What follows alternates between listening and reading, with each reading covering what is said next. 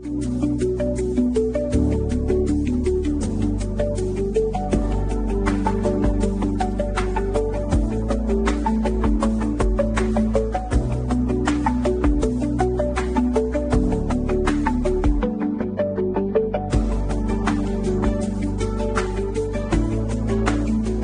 ask questions. Just consume product and then get excited for next product.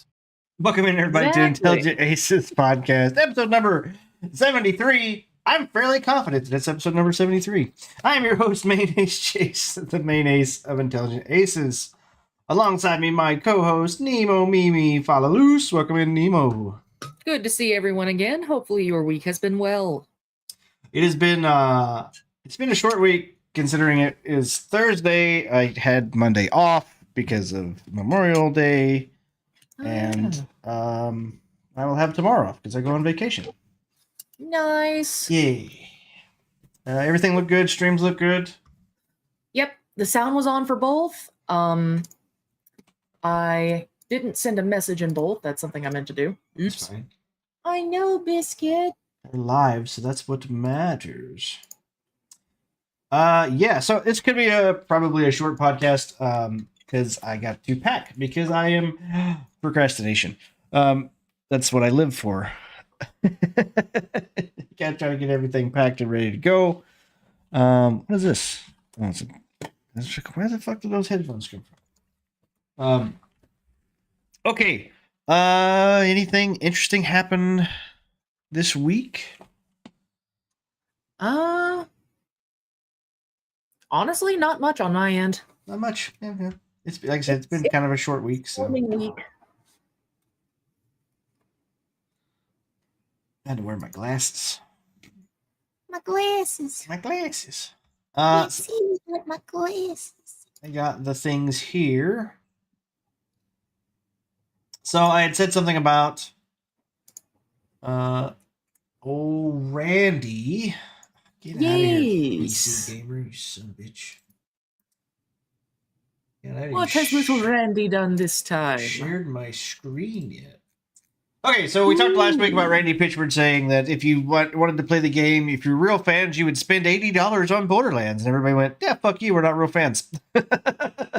Oh, by the way, one quick thing. I have noticed I sent a message on YouTube. It's not showing on StreamYard.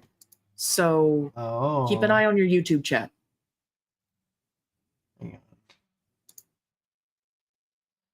Let me go live in here and see if it works.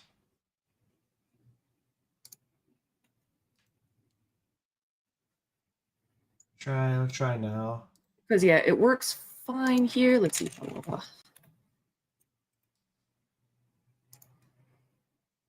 Nope. What? Why?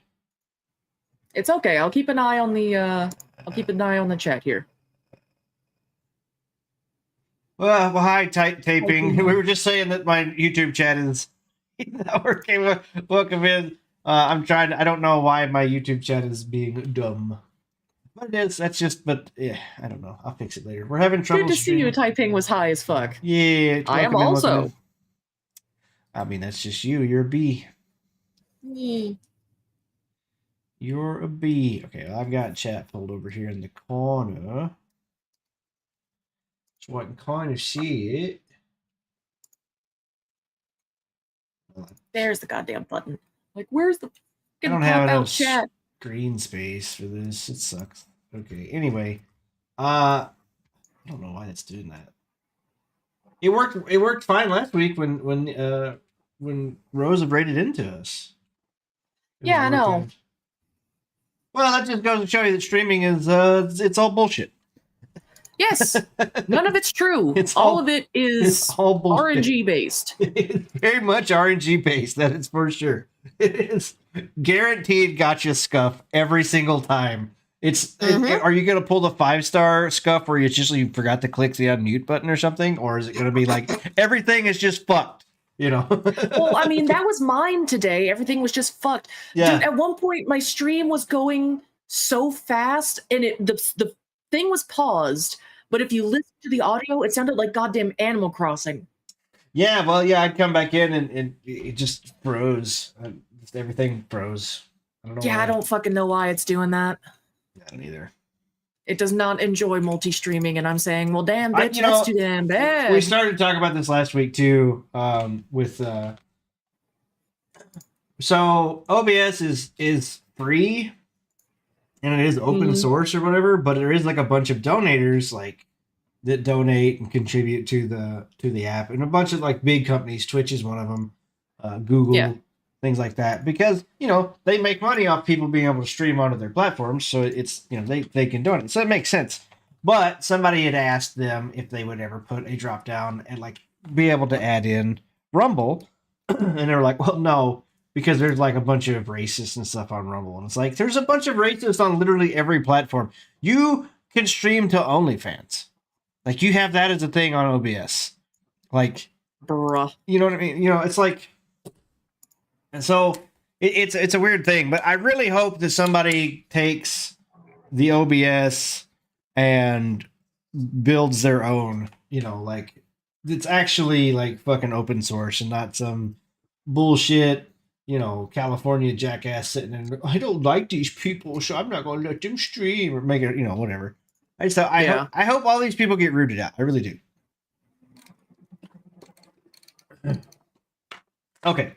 Anyway, back to old Randy Pitchford. He, the absolute sincere truth is that I don't want anyone to pay any more than they should or are comfortable with. Randy Pitchford's latest post of the Borderlands pricing controversy is a whole dang essay.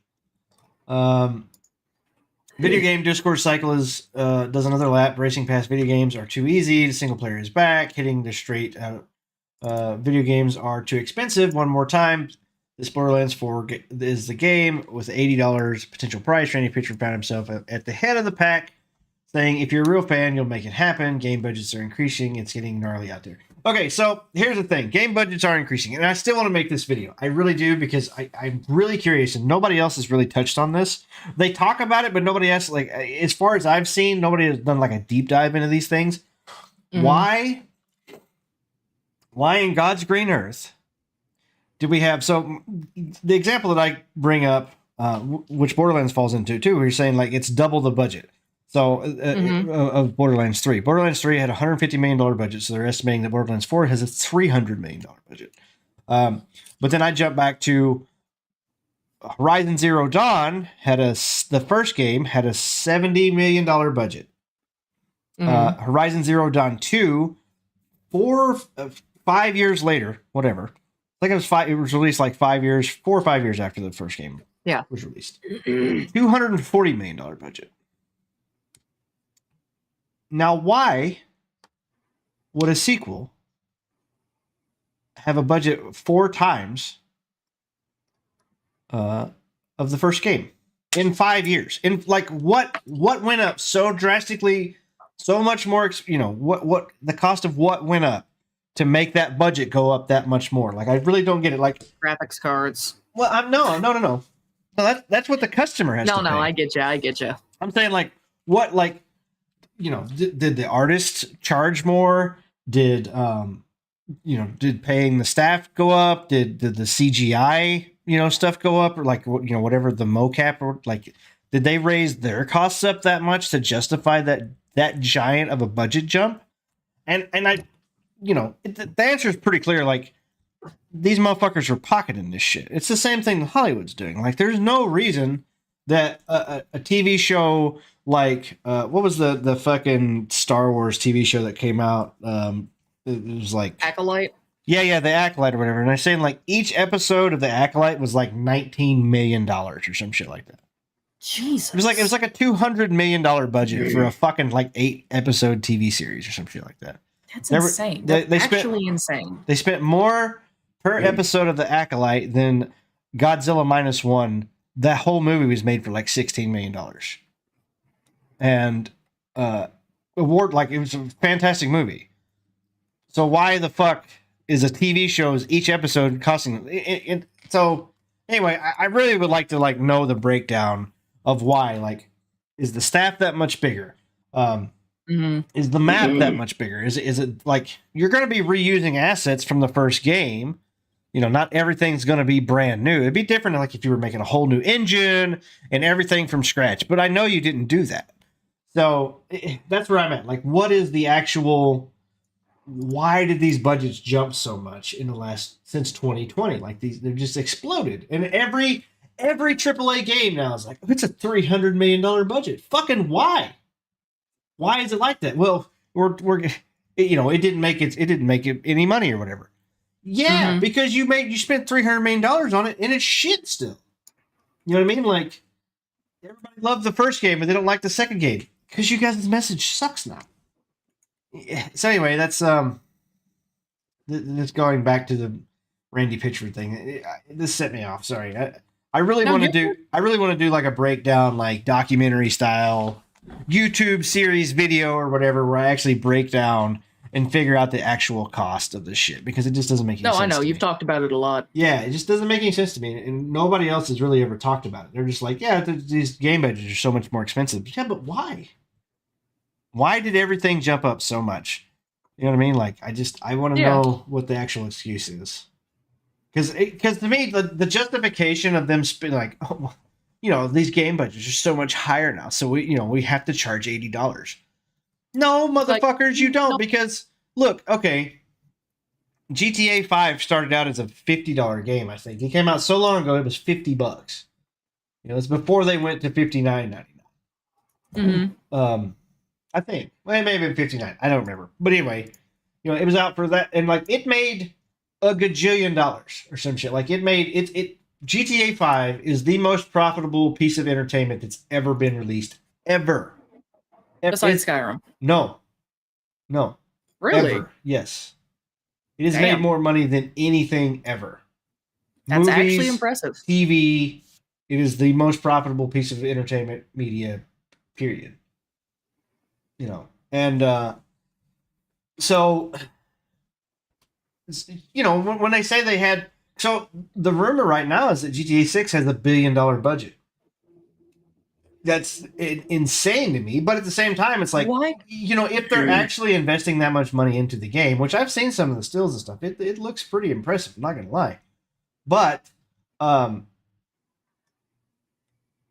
like, okay, like if you're actually gonna invest that much money, like, this other game made us billions of dollars. Let's put $1 billion back into the next one and make it the best possible. Yeah. Well, that would be awesome if that was the actual case. I don't believe it is, but what I mean? Like, I'm thinking about this today. I have become so black-pilled on these things. Like, I cannot be excited. I cannot enjoy games because I see these things that these people, these shitty companies and corporations keep doing to gamers. Like, they're just anti-consumer, and it black-pills me so much. I can't even enjoy games anymore. So we talked about, I sent the video today about Nintendo, which I have pulled up. Fuck Randy. Anyway, yeah, he apologized. Probably. God maybe. Damn it! Let me finish reading this. You sit there. I'll finish reading. Reaction to the idea that Reaction to the idea that a real fan would pony up higher price wasn't great, with people who own thousands of dollars worth of Funko Pops expressing outrage at the suggestion that they were the kind of people who will pay anything for new content. It didn't help that the Take-Two updated the EULAs for their Borderlands series to say it was totally okay for the publisher to vacuum up players' personal information in exchange for getting to shoot at shouty men in masks for a bit, and a review bombing followed. Now, Randy Pitchford has delivered a 557-word missive on the hate site formerly known as Twitter. Oh, Hate fuck site? off, PC Gamer, you fucking weirdos. Could you actually make it a little bit bigger for me? I can. Better? Thank you. Much better. Putting his earlier statements into context, and it's actually pretty effective at explaining his position, which is not actually that you have to pay more money to prove you're allowed to call yourself a real Borderlands fan. Okay, where was that? Hang on. Last. No. I know where you're at there. I was trying to figure out where's the stupid hate site formerly known as Twitter. In bright red at the bottom. Fucking PC. I'm gonna take a screenshot of this. Hang on.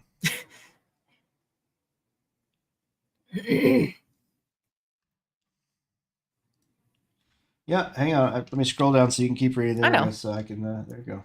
I'm gonna send you a Let's see. screenshot because I don't have any other place to do it. Pitchford begins by apologizing for the misunderstanding, then says, "The absolute sincere truth is that I don't want anyone to pay any more money than they should or are feel comfortable with, or are comfortable with. And I always work with the intent and hope that a customer always feels they got the better end of the deal no matter what they pay." Bullshit. He goes on to explain the actual context was that a guy replied to a post about Borderlands 4 on the Nintendo Switch 2, was warning me that if the price ends up being $80, the game will fail. What I was trying to do was explain that it wasn't my call, but if it's a $10 price increase does happen, if a $10 price increase does happen, since that's obviously where the industry is going, it will be okay, and that Borderlands 4 will be okay because it's a great game and there are a lot of fans who will see the value and want it. I think my trying to shorthand that using the phrase real fans triggered some people, and I saw that it got inflated as if I was making some big statement. I wasn't. I was trying to help people who I thought was sincerely worried about us and looking out for us. And I could see that it was being pressed into the idea that I was taking the audience for granted, which is a super shitty look. But it's not at all my intent and does not reflect at all how I feel. And then he puts said post there. I don't expect this is going to be the end of it, if only because the discourse cycle will be doing another lap in no time at all. But when Pitchford says the sincere truth is that I'm grateful that anyone likes our games and humbled that so many fans show up to enjoy and support what we do, I believe him because that's how everybody feels about the people who appreciate their work. Borderlands 4 will be out on September 12th and will apparently let you replay missions and boss fights, summon a hoverbike out of midair, and use point grapples and glides to get around faster. Why is this in the article? I have no idea. It seems like such a weird place to put that in the article. Either way, you know. So like watching the trailer, and I said this when we watched the trailer, it was like it looks good, really fun. Like it really does. Like I enjoyed Borderlands 1 and 2 quite a bit. I liked 3. 3 didn't I liked grab the me. mechanics of 3. Some of the mechanics were really good in 3. Dialogue was shit, obviously. Duh. But, oh yeah, no. But the rest of the game, it didn't feel as replayable as the other 2 did to me. Mm-mm. You know what I mean? Like it just didn't feel like it had the same like gravity to it or whatever. Anyway, but the biggest thing for me now is the EULA bullshit that they pulled. Going back retroactively doing this to Borderlands 1 and 2 and the other ones. And then what that's going to do with 4, and yeah, it just doesn't make any sense. And their whole nonchalant attitude of, oh, well, it's fine. It's like, no, it's not. Yeah, no, it's not. So, yeah. PC fucking gamer. What a bunch of weirdos. Sorry. And the thing is, there's like one guy at PC Gamer that's pretty cool, and there's another guy that's just like this dipshit here. And I think I muted them because I think I just got tired of seeing their dumbass takes.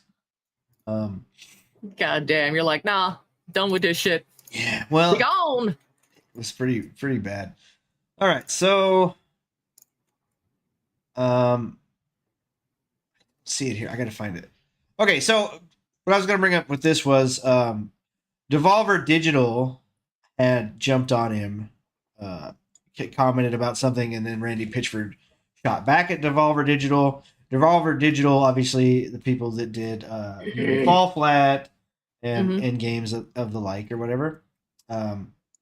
And anyway, he said something about. Let me see if I can find that. Randy, because it was pretty funny.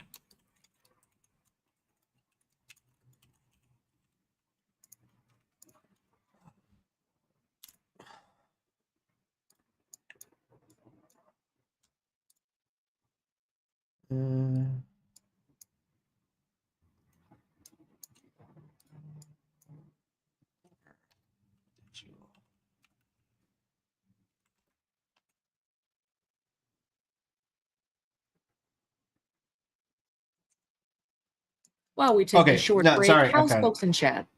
Found it. Right here. Randy Pitchford. So Devolver Digital, you're going to be able to buy Micropunk for you and 3 friends for the price of 1 copy of Borderlands 4. Oh shit! and then Randy Pitchford, Micropunk is cheaper than a point of meth. Probably has fewer side effects too. So that's like a weird take. Anyway, yes, I found it. Okay. I want to talk about, of course, the Switch 2 thing. Yeah, so we got the Switch 2 I mean, if we thing. weren't going to talk about it, I would be surprised. Yeah, so I wanted to talk about the Switch 2 thing. Switch 2 requires internet to work, but is it really that big of a deal? So I watched a video today saying that people already have Switch 2s. Like, it's released next week. Like, it comes out, like, next week. And I guess people have already gotten a hold of the actual console. But it doesn't work. It's bricked until that first patch. Yeah, it has to have a day 1 patch before you can do anything with the console. You can't even play a physical game on it. Nope. There's no physical games to play on it. Well, I think you should be able to play Switch 1 games.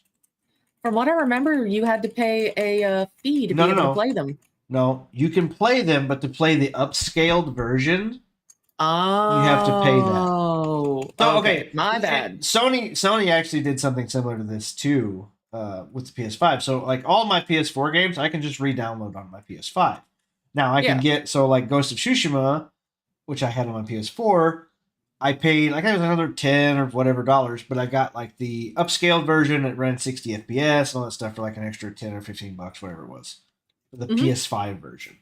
So, I mean, it's it's whatever. I kind of get that, but it's still aggravating.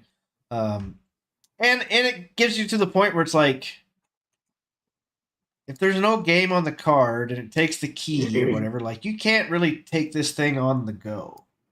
Like, it's not a portable. If you need the internet to be able to access it, it's not portable anymore. Yeah, I mean, it's portable in your house, I guess. You're not stuck to a screen, like, that's mounted to the wall or whatever. But other than that, I guess it's not really for traveling. I suppose you could download, like, games onto whatever small hard drive that it has and play them from that. But it'll be like, what, maybe 1 or 2.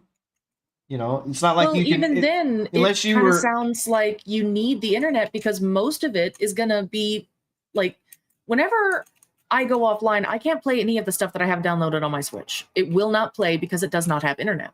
For real? So, for real. Like, I've seen my brother do it. I've seen other people do it. My Switch does not fucking work that way. Huh.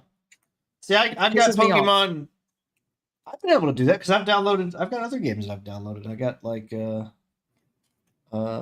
couple games that I played offline. Yeah, no, if I don't have the internet, even having those motherfuckers downloaded, they will not start. That's weird.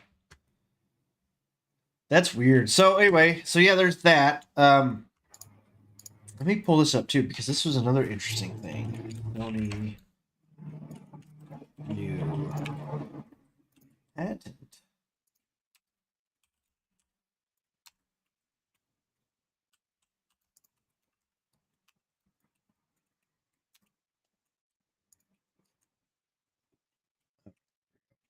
Okay, so I got a couple things from so the Nintendo thing, which we talked about. So Switch 2 requires internet to work.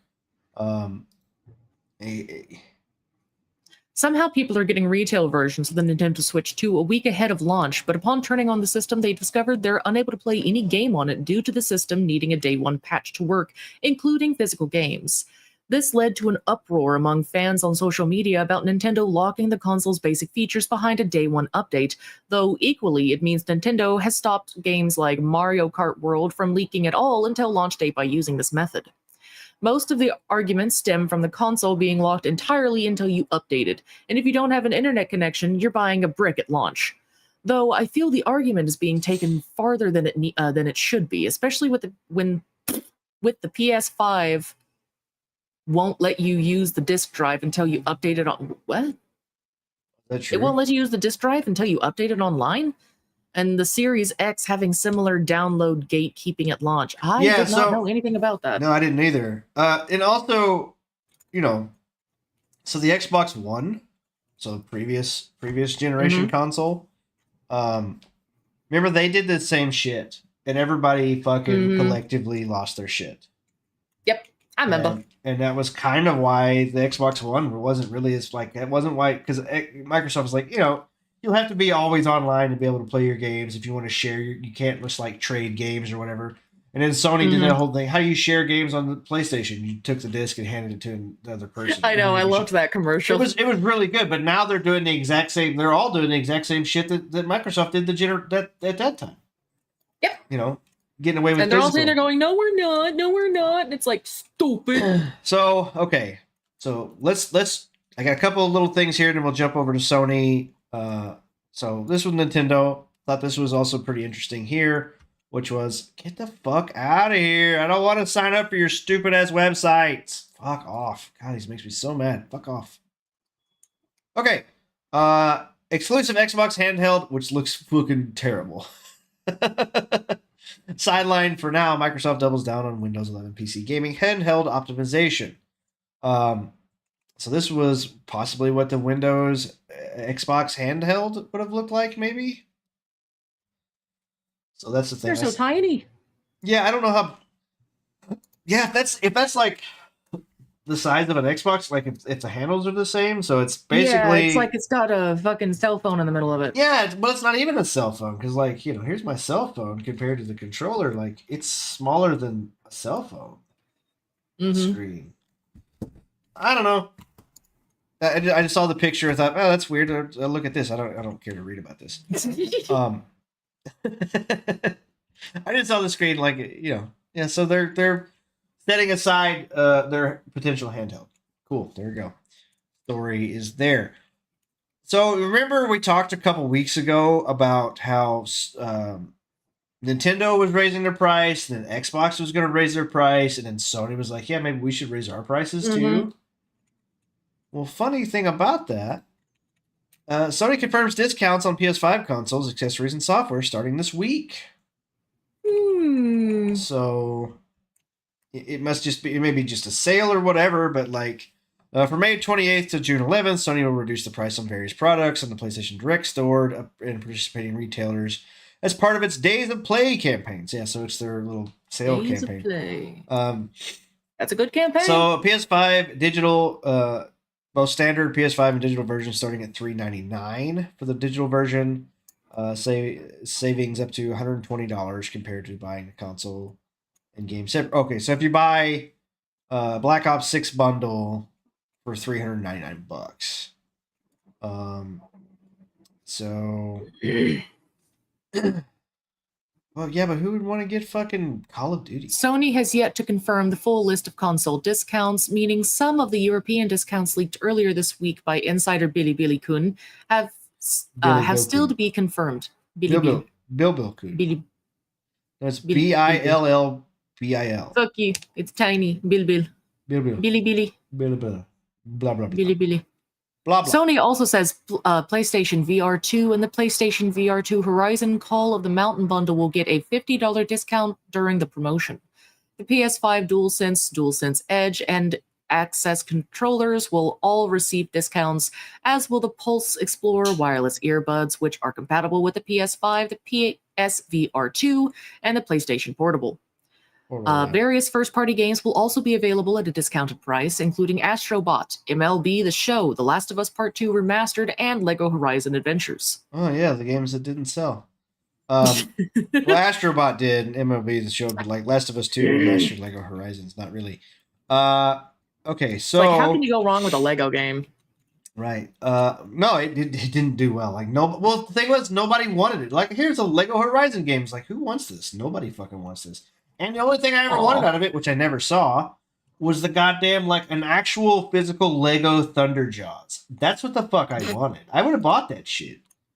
And they were like, no. I never saw a Lego toy in anywhere. Horizon Lego toy, nowhere. I never saw it. Aw.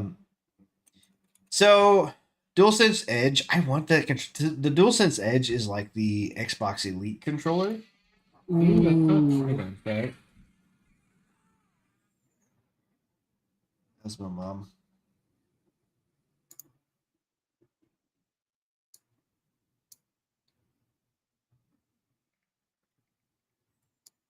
Pineapple, apple pie, dance time.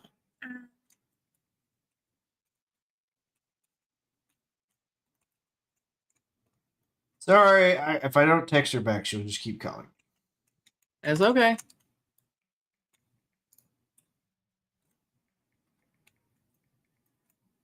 Do what you gotta Okay. do.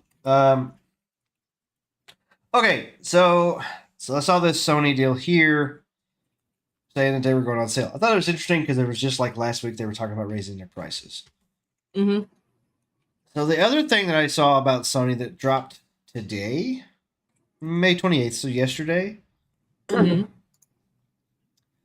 PS5 could get a toxic player detection system ran by AI after Sony files bad actor patent. So I saw a few YouTube videos on this today. What?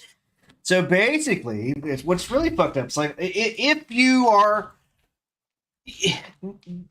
so basically it gives you like a credit score for playing online that could end up like you losing your account. Oh no! It's doing what Xbox did, but worse. Well, yeah. So that's just a patent. This isn't actually they haven't actually implemented this in anything yet. But Oh, I hope the fuck they don't.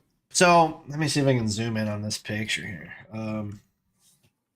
Oh, I'm sorry, Brisket. I just kicked him in the head. Okay. So here's like the patent scope measuring for the first user, one or more, at least the first game, agnostic behavior metric, at least the first game dependent behavior metric, comparing the or each metric with an average reference metric, blah blah blah blah blah. In a difference, the comparison can combine the comparisons of meets. I hate patents, dude. I read the Nintendo patent. Like these just don't. They They're don't just- make they- sense. they It's put lawyer fucking words. speech. They just put fucking words in there. Okay. Let me see. No, where's it? I saw other pictures. This fucking Vice doesn't have it, I guess. So basically, somebody had said like some of the things that could get you flagged was like if you left a match early, or even I wonder if it says in here. So the AI, the system detection system seeks to analyze a player's behavior over time to determine whether they are toxic or not. According to the patent, the feature would rely heavily on machine learning AI to gather data on the user to determine whether it gets flagged or not. As far as what is deemed a bad actor behavior, the patent goes into pretty detailed descriptions. One of the examples is quitting multiplayer game early. A bad actor may quit an instance of the game during a round in order to seek other instances. This behavior may be similar to so-called rage quitting. So you don't want to play with jackasses. Who gives a fuck? Apparently, playing a game too much without using the chat feature may also trigger the system. So if you don't chat, you can also be a bad. Chat? Exactly. A bad Dude, actor. I rarely chat on various games. I mute that shit and turn that shit off immediately. I never Especially chat. with voice chat. Yeah, why? I've only just recently started using the chat in Once Human, and I've played that game for over a year. Yeah, it's mostly like I play with my friends on Discord. Like I don't chat Exactly. to their bullshit. So why? That's really stupid. Ooh, we're gonna punish you because you're not a- chatting, but we're gonna punish you if you're Yeah, mean. a bad actor may be identified if they have lower ratio of play to chat than normal. If I don't want to talk to people, I won't fucking talk to people. Like, who gives a shit? That doesn't make me a bad gamer. It makes me a bad actor if I don't want to talk to people. Go fuck yourself. So, it honestly, like, I'm getting really to the point now. I need a whiteboard behind me of like games that Ace blacklists because I already have a few now. Like EA, I blacklisted EA. I complete boycott. I will never buy another EA game ever. Fuck them. Ubisoft is getting there pretty much, and it's getting pretty close to fucking Sony doing the same shit. And I've been a Sony fan forever. Mhm. And I'm pretty close to just telling. I'm just like fuck Sony. I'm gonna take a shotgun out there, record a video of me blowing my fucking PS5 apart. Fuck this shit. You know what I mean? Like, I'm just so sick of these assholes. This anti-consumerism bullshit, and it just makes me so mad. It black pills me so much. Like I want to enjoy games, I cannot enjoy games because these people are so fucking disingenuously scummy. They don't care about their customers. They care about their bottom line and shit. And you'll pay for it, and you'll fucking like it. You'll bend over the table, and you'll fucking take it, or you won't get any games. Is basically what they're trying to like. You're gonna like it because you have no other choice. If you want to play games, you have no other choice. I'm really close to just being like, fuck it. I don't want to play games no more. Fuck you guys. You know what I mean? Like I don't. And it just drives me crazy. And like people are like, oh, you just want an excuse to be mad at these people. I don't want an excuse to be mad at these people. I really don't. I want to be able to enjoy games again, but I fucking can't because these assholes they just do this shit all the Into time. being able to play. What's that? They're putting stipulations into being able to play. It makes it no longer fun. Well, yeah, it makes. Yeah, there's that. I mean, sure, there are basic rules in every game, like, you know, no slurs, blah blah blah, all that stuff. Yeah, it's just general it's things. kind of an uncommon law, you know, not uncommon, but unspoken. It's an uncommon law. It's not just that. It's like they're trying to force this narrative onto you now. It's like you have to like these things in a game. You have to like the LGBT thing. You have to like ugly female characters. You have to like all this like bullshit narrative that they try to put in there. When people are like, we just want a good fucking story. That's it. Good story. Like women can be all shapes and sizes. Let's be honest. They are all shapes and sizes. For fuck's sake, they're not all supermodel hot, and they're not all fucking dog shit ugly either. Like there can be an in between. You can have a scale slider from an A cup to a double D cup. Like that's how women are. Not A cup to B cup. That's what the fuck that they've been making lately. You know what I mean? Like yeah, that's it. And it's like why? You just literally are saying that these other women don't exist or whatever. Oh, you just want to fucking sexualize them. It's like, you guys are the ones that are actually being sexist. Like, if you don't realize that. And like I said, it's just super anti-consumerism. And it drives me up a wall that these people just keep trying to get away with this bullshit. So this makes me mad. If this does get implemented, I don't think it will. This is just a patent or whatever. They come up with some bullshit or whatever. I don't think it will actually be implemented, but at the same time, it's just very, very disingenuous, very anti-consumer. The same shit that Nintendo's pulling was like, oh, well, you know, if we catch you, like, if you borrow too many games or whatever, you know what I mean? Like, some bullshit, like, they can brick your console. They can literally send a signal to your console and just make it not work anymore. And it's just anti-consumer. And that is some of the scummiest shit I have ever heard. Yeah, it's just, if they don't care about, they don't give a fuck.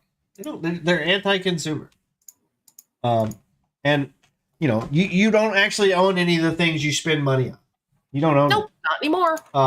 I posted this. Somebody had sent something about the you know, what they want their kids to watch, and they took like a picture of a bunch of old like Disney movies and stuff that they had in a box. I'm like, you know, it makes me feel really bad because like I don't have those connections anymore. My childhood home burned down 20 something years ago, which still had at the time had all of, you know, all the Disney movies and everything that I had growing up. That all burnt down. Nobody was home. Like we had moved away. It was just like our old home that we were in the process of selling or whatever. But we still had stuff still in there. So childhood toys, books, all those things, it's just all gone. It just burnt to the ground. So that was all gone. And then, you know, I built up a pretty decent like DVD collection at one point in time. I had a big plastic tote full of DVDs, and I let somebody borrow them, and I never got them back. They just straight up stole them from me. I had a pretty big collection of PS4 games. I had a pretty sizable collection of games or whatever. I was working away from home. I had everything stored in a storage building. It got broken into, and all that shit got stolen. Like literally, God damn, all of my physical shit is gone. So I've just went all digital because fuck it, who cares? I'm not gonna try to rebuild all this shit that I've lost. It's gone. It's too late. I don't have any of that physical stuff anymore. And it's fine. I've let it go. But, you know, it's just like you keep taking that away from people, and, you know, what's going to happen? They're not going to respond well to it. No. And they aren't. No, I don't think they are. I got to find something that makes me happier now because I'm gotta get away from this. You're ready for vacation at this point, bro. I am, dude. I so am. Okay. It's all negative, dude. It's all fucking bad. I can do the readings if you want, and you can just react this time. No, it's fine. I just gotta figure out which article I wanted to pull up. What do we got? So, speaking. Okay, here we go. Speaking of Sony, report marathon delay likely as Sony cancels all paid marketing plans. That's what you get for stealing other people's shit. Yeah, this is not good. This game might actually be another giant. Like this may be an even bigger flop than Well, I can't say it's a bigger flop than Concord because they refunded every copy of Concord, so they literally made nothing off that game. Oh. You know, unless there's a few physical copies that didn't get refunded or whatever, but you know, anybody that But for the most part, it was refunded. Yeah, that game does not exist anymore. Okay. Except in our memories. Bungie's marathon is likely to be delayed as a new report claims Sony has now canceled all paid marketing plans. Bungie's upcoming shooter Marathon just can't seem to catch a break. What started as a highly anticipated closed alpha test has hit roadblock after roadblock, leaving fans, wondering if the game will actually see the light of day this year. No, it won't. First, the studio was rocked by an art theft scandal, which was proven true when it was revealed when it was revealed that some of Marathon's promotional material and in-game art were directly copied from an indie artist's work. Anti-Real. Yeah, that was the name of the artist. Gotcha. Bungie quickly apologized and promised to review all assets, but the damage was already done. Following the whole art theft controversy, several reports have now painted a pretty troubling picture of what's happening behind the scenes at Bungie. Multiple sources say morale among the developers is in free fall, with many team members feeling frustrated by leadership's decisions and the overall direction of the project. Some have even gone as far as calling Marathon's leadership toxic and humiliating to work with, saying that warnings about focusing only on PvP were brought up early on, but were completely ignored by higher-ups. Update, May 28th, 4:16 p.m. Moriarty clarified his comment about Marathon's marketing. In a new post on X, he explained that he was only referring to the current lack of paid marketing plans in one specific overseas market, not a global cancellation by Sony. Me talking about immediately known plans in a single territory doesn't equate to Sony has canceled all its paid marketing plans for Marathon. Maybe they have. I have no idea. It actually wouldn't surprise me. The game is clearly in enormous peril and should be delayed. Original story. On top of that, another report claimed that after the mixed reaction to the closed alpha, Bungie pushed back its marketing and pre-order plans that were supposed to go live in June, and the big open beta was replaced with public playtests. Sony reportedly cancels all paid marketing for Marathon. Delay incoming? No. Now a new report claims that Sony has canceled all paid marketing plans for Marathon. This information comes from Colin Moriarty, which, as you heard earlier, he wound up doing an edit for that. Moriarty. Yeah. Marty. Moriarty. Moriarty. Moriarty. Paywalled episode of Sacred Moriarty. Moriarty. Just break it into two. Moriarty. Moriarty. Moriarty. Moriarty. This is more entertaining than the rest of the fucking article. I'm not gonna lie. Shut up. I was told by someone familiar with marketing plans in a key overseas market that there are no new plans to do paid marketing for Marathon at all. Moriarty said, shut up, during the podcast. I don't know if those plans were affected by what has recently happened or if that was always the plan or whatever, but it's considered a fairly unusual move for a game of this high profile? Bitch, I didn't even know about it until this asshole above me started shitting on it. With everything going on, the art plagiarism controversy, mixed to negative feedback from the closed alpha and now no paid marketing plans from Sony, it's hard to see a delay on the horizon. It's hard not to see a delay. Pushing forward with the planned September 23rd launch could honestly make things even worse for Bungie and Marathon. It's not coming out. Just push it back a while. It's not. I mean, if you're still going to try and do it, just push it back for another year. They need to push it back 2 years, change the name, change the look. It's like completely redo everything about this game. Fucking make a new game. That's what they need to do at this point. Like, I don't know. Call it Loha or whatever. Just fucking Halo backwards or some shit. Or Ola or whatever. I don't know. That's Halo backwards. Ola. Anyway, that said, none of this has been officially confirmed. These reports come as an insider sources. As And as always, it's smart to take things with a grain of salt. So far, neither Bungie nor Sony has made any public statement about delaying Marathon or their plans. Because they're not going to, because that means the fucking stock will probably tank even more than it already has. So they're never going to say this. Oh, okay. So got so much fucking news. I watched the Bellular video. You watched any Bellular stuff? Does not sound familiar now. Bellular, and he's reacted to a lot by other people too. But anyway, he did a video about Capcom and Monster Hunter, saying that Monster Hunter they did this like giant gamble and it paid off for them, but what cost, because like, so basically with them releasing the game on PC and on Steam at the same time, almost half of their sales came from PC, but the PC port is fucking terrible. Everybody knows this.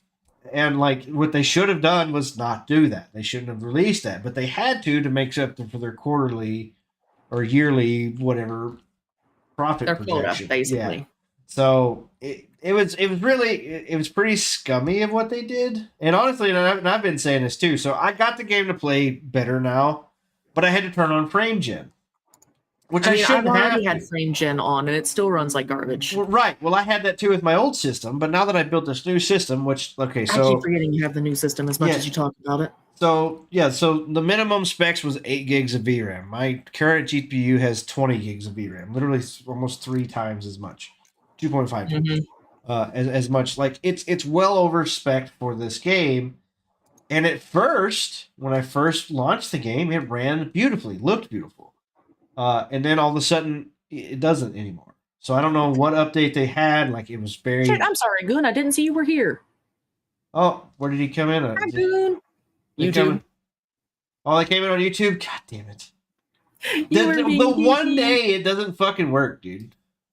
Picture is good. Sorry, man. Longer it keeps developing, the higher the cost. At this point, I think it's sunken cost. Yeah, no, they really should just abort the project and call it a loss before they lose anything more like what Disney's doing with frickin' Snow White. Yeah, it's crazy out here. Like, these games. Snow woke in the 7 Discord mods. Howdy. Okay, so there was Bungie. Then we talked about the Monster Hunter thing. What else you got for us? We have... Okay, I thought this was interesting. MainAceChase co-CEO claims there is a concerted effort by some to trash the game in the studio, suggests that people are being paid or using spam bots to post negative comments. So, MainAceChase, the co-CEO of MainAceChase is a former, it's Mark Gerhard, a former Rocksteady guy who worked on GTA. And so he's hinting at this, saying that maybe not Rockstar or Rocksteady, whatever. Is it Rocksteady? Whatever. The parent company 2K may be putting like a smear campaign against this game, which looks a lot like GTA. And they're saying that it doesn't look good. Like, there's a bunch of like weird things. I don't think these comments are bots. The game looks kind of generic. Right. But here's the thing: there's a lot of people are saying that. I think the game looks pretty good. Does it look generic? Like, I mean, it looks good, but I can definitely say it looks like it's maybe a console or so behind. But it does look good. Graphically, no. I think it actually looks better than the last several games that come out graphically. Story wise, yeah, the story might be generic or whatever. Like, the characters look, they don't like, these characters don't really look like they stand out as much as like some of the flashier characters do. I mean, it's just standard 30-something white male with brownish black hair. This dude isn't white. This dude is like Mexican or something. Like, guaranteed. His name is like Rodriguez. Whitezican. Yeah. Like, I'd watch it and maybe get it on a sale. It's not a marathon. Sure, like, I don't know, like, it comes out next week. Like, it comes out soon. June 10th. Does it? Yeah, June 10th. Huh. It comes out in 2 weeks. I'm curious to see, like, it's not, I don't know. Like, it for one, it's an unknown, it's a brand new studio, so it's an unknown, like, product or IP or whatever. Yeah. I'm curious. I definitely want to see some gameplay of it. I kind of want it. I kind of want to play it. So, it's the same guy that's the main character in Mafia 3. I haven't played any of the Mafia games, so I wouldn't know. I watched my brother play one of the original Mafia games, I think, but it's been a long time. Yeah. I did enjoy it though. Yeah. So okay. Ooh, I want to play Darkness on stream. Fair enough. You know During that the game, Q&As, no, I don't. What's that? Oh, so the Darkness is best way to explain it is it's Jackie. Is fucking hang on. So I've got YouTube pulled up. Does it still just show the what? Last time I checked, it was doing good. It's still just showing okay. So if I scroll ahead, is it paused? What the fuck is it doing? History. Let me bring it up real quick. No, I hear you just fine. You're currently. I don't know why it's not it's not on my channel on the one I have pulled up. It doesn't actually have it as live. It just has it as. It says you've been live for 48 minutes Yeah, and you yeah. got 4 viewers, so you're about 2 or 3 seconds behind. Okay, there it is. I have it now, but it was like when I clicked over on the screen, it still showed the intro thing. I was like, "What the fuck is it doing? Why is it showing the intro?" Okay, because it can. I don't know. Like it just, I guess my page was weird. Like it refreshed it back to. But yeah, the Darkness is a really cool fucking game. Honestly, I recommend both Darkness 1 and 2. You play as this guy who's going through shit. You're part of a mob family, and you get kind of low-key possessed sort of by this demon thing that is constantly trying to kill you and guide you toward the darkness because the light hurts you now. You are a vampire on crack. Oh. And then you can use the darkness to rip apart your enemies. One of my favorite kill animations, I called it the butt snapper, because you grab the guy, they grab his legs, you yank it forward, and then one of them literally goes into his butthole and rips out his spine. I'm like, yay! Do it again. Oh, jeez. The Darkness Rip them game, bitches in half 2007? Yeah. That's old ass game. It is. It's a good one. Oh yeah, I remember this. It was a like a first person shooter, but you had these like two like snake tentacle things. I remember this game. Yeah, I remember this game. I don't think I ever played it, but I do remember it. Okay. Yeah. So we watched the trailer for this. This was that. It's the wrong button. Yep, I had to look out for it again. I fucking forgot what it was. The Firebreak game. So it was like a co-op. What the fuck? It's like a first-person shooter. I don't know what the fuck this is. Much like co-op Remedy's FPS title. single-player game, Yeah. FBC's Firebreak is a step into the unknown, not for the player, but for the developer itself.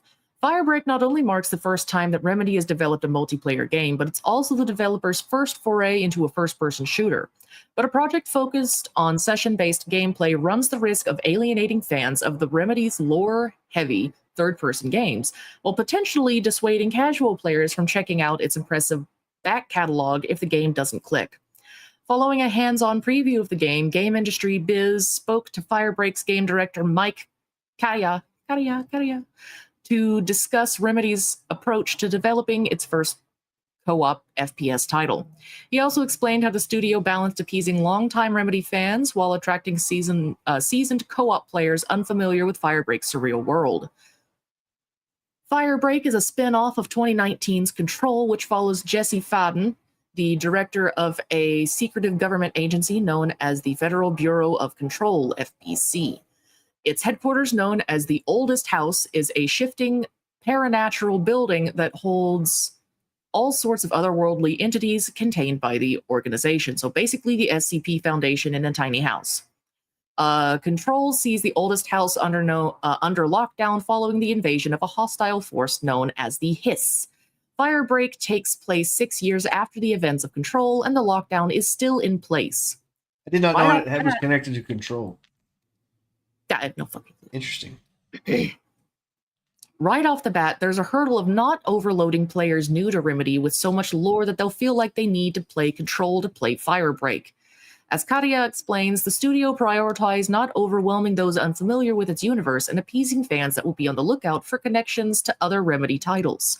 We set the game during a lockdown, which creates a narrative bubble for the FBC that also helps us create a bubble around the world itself, Katia notes. Scroll down, please. Thank you. Where are we?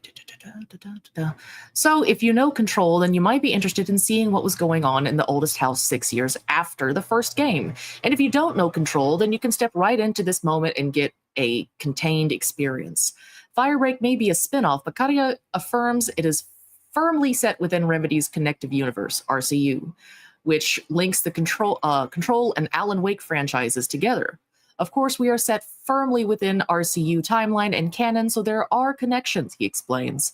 But we're very focused on protecting Control players who might not want to switch genres to get the whole story, and protecting co-op players who might not want to fire up an old game to get the full experience out of Firebreak. Wait. By maintaining this balance, what? Well, taping was high as fuck. Message popped up on StreamYard. It finally did, but yeah, I don't see it over there. I don't see it on this one, so What? the fuck? I have no idea what's happening with my stream right now. Sorry. I don't either, man. By maintaining this balance, Remedy has made a game that potentially encourages fans to step out of their comfort zone, while also enticing less familiar players to dive into Remedy's back catalog if the world intrigues them. What? Sorry, I was. It's good. I'll have to refresh the YouTube chat and see what's going on because I flipped over it doesn't to show that Twitch fucking too. message. I don't know if it's StreamYards that's doing it. I have no idea what's I have happening. no goddamn clue. Internally, Remedy has also faced the task of producing a game in a genre it's not developed for before. Still, it has 4x4. Still, it has over 2 decades of experience in developing narrative-driven, immersive single-player titles. Try saying that shit 5 times fast. Immersive single-player titles, immersive single-player titles, immersive single-player titles, immersive single-player titles, immersive single-player titles. Even though games like Alan Wake and Control aren't that similar to Firebreak in terms of genre and gameplay, fuck you, they do all share a focus on immersive worlds and impactful narrative space. I just remember this trailer. It looked fun as shit. I vaguely remember it. It was like a co-op weird thing. You were like a fire guy, you're like a firefighter, but you were shooting these like weird fucking toaster things. I don't remember. Like, we'll have to watch the trailer again because it's like it's like a crazy, funny looking. All these games like Control, Alan Wake, even Firewatch, they all had this like kind of serious like vibe to it or whatever. This game looked really fun. I think it was the first Alan Wake game. But I think that's the only thing I've ever played in the series. Yeah, I haven't. I'm not a big fan of this guy. So this is a long fuck. This is a long goddamn thing. So anyway, it's cool. It's cool. They're doing something out of the ordinary. I don't need to read their fucking thesis on it or whatever. Because thank you, GameIndustry.biz, for giving us such a well-detailed thing. I appreciate it. I'm not reading that whole goddamn thing. No. Okay. EA cancels Black Panther game and the studio making it. So I saw this. We're not going to go into all of this shit. We're not going to read all this. Gotcha. I'm okay. So there was a black lady that did an interview a year ago about being, this is my 1 year in the gaming industry or whatever. She had her own studio somehow. And she was like, all of my staff are people of color. I don't have any white staff because I wanted the rest. I wanted the rest of my staff to feel safe or some weird shit. Like it was very racist. So anyway, she was apparently the head on this game. And now she's unemployed because they laid off and shut down the whole studio. Anyway, so there was a Black Panther game that was going to come out. There's no footage of it or anything. I saw this on on Twitter. Let me share it. This was like the footage of the Black Panther game. This is not footage of the Black Panther game. This is the Marvel the Marvel The Avengers game that came out like 5 years ago. This is, so not what they said it is, not what it looked like. False advertising. False advertising. Yeah, so anyway, they canceled the Black Panther game. It's one of the comments I was watching on a podcast today. It's Wakanda for never. Bruh. Okay. What else did I have here? I had this, no, did that. Yeah, here we go. Doom the Dark Ages has reportedly sold less than 1 million copies. Ouch. It was looking promising, was it? Yeah, so we talked about this slightly last week. Out of the 3 million players Bethesda bragged about in last week's episode, 2.2 million are said to be playing through Xbox Game Pass. So, did you watch the Fleekazoid review of this? I did. Yeah. It was amazing. It was really good. I've watched it several times through different people reacting to it. It was very good. And it definitely, like I said, I don't know. If I catch this game on sale eventually, yeah, I'll probably play it. But it's like, I'm not like chomping. Like I watched the trailers. Like it's like, oh, it looks pretty cool. And then the game came out and I was like, I don't really care. So we'll see. If I catch this game for like $20 in the future, yeah, I'll probably pick it up and buy it. And play it. Why is there 2 different versions of basically the same woman there, and why does she look in so much lower detail in the second? Speech, graphics, audio-driven facial animation. So it's like a, I guess it's probably an AI program. I'm not gonna lie. Oh wow! What the fuck? Wow! 80.level is the name of this website. 80.level. Fucking websites are you finding, bro? I don't know.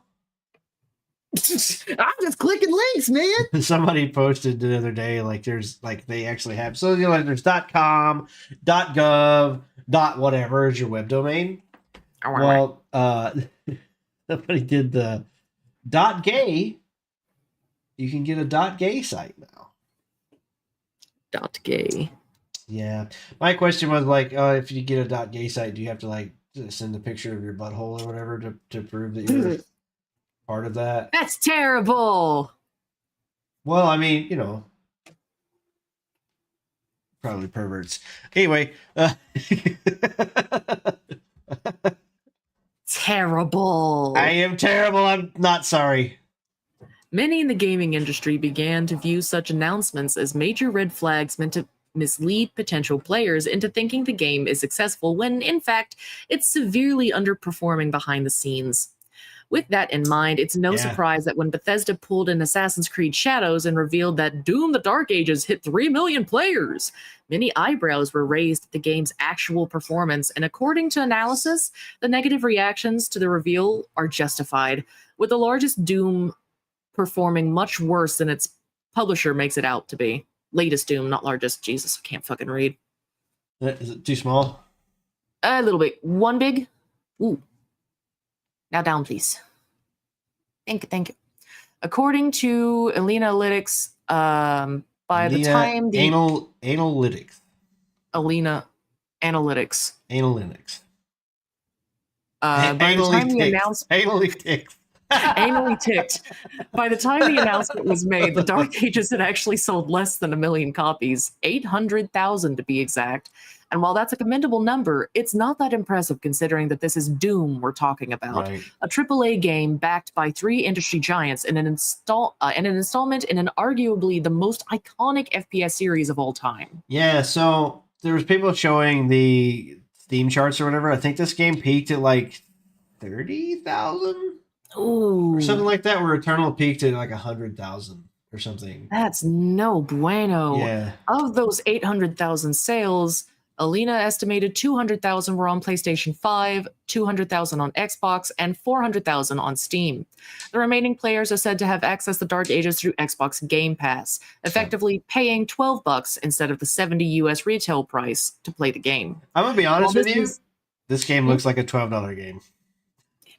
That's sad, but it does. Ow. You know what I mean? Like it doesn't look like I want to spend $70 on this game. And then from what I'm hearing about it, like everybody's like, on any game, it's pretty good. You know, like everybody's like, for all the other bullshit that's come out this year, yeah, this game's pretty good. Whatever. But that's But it's kind like, of like being served undercooked food and then finally being cooked something that isn't quite raw, and then being Yeah. like, yeah, this wasn't bad. yeah.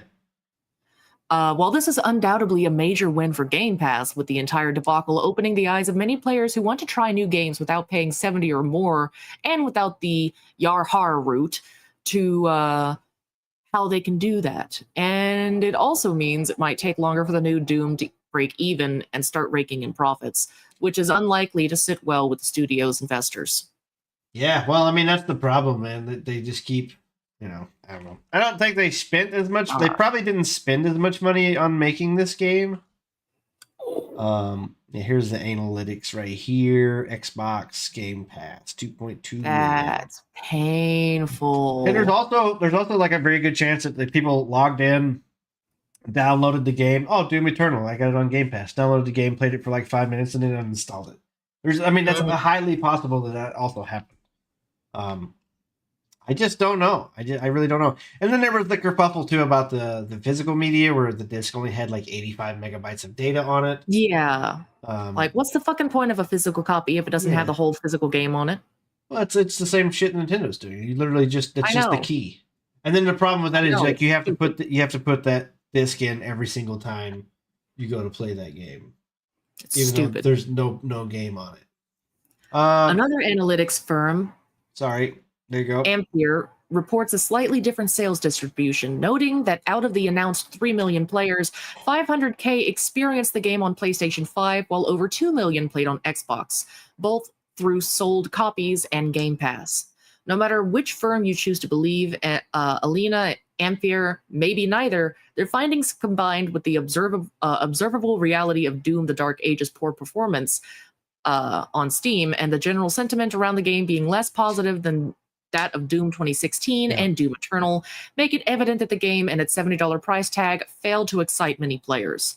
This once again calls into question the issue of video game pricing, what a justified price for a video game really is, and with AAA titles now losing to AA and indies, both reputationally and at times financially, whether there should even be such a thing as a industry standard price. So I mentioned this too. I don't know if I mentioned this on the podcast. I know I talked to a buddy of mine about it, but I'd said something like, so when games like Horizon Zero Dawn came out, or like some of the Sony first party games would come out, they were $59.99.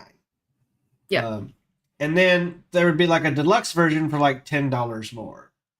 Now, for a single player game with like no DLC and stuff like that, I was opting to buy the deluxe version. It was cool to have the skin, but that skin compared to like $60 for the whole game and then that percentage for that $10 doesn't really justify like one or two skins. It just doesn't.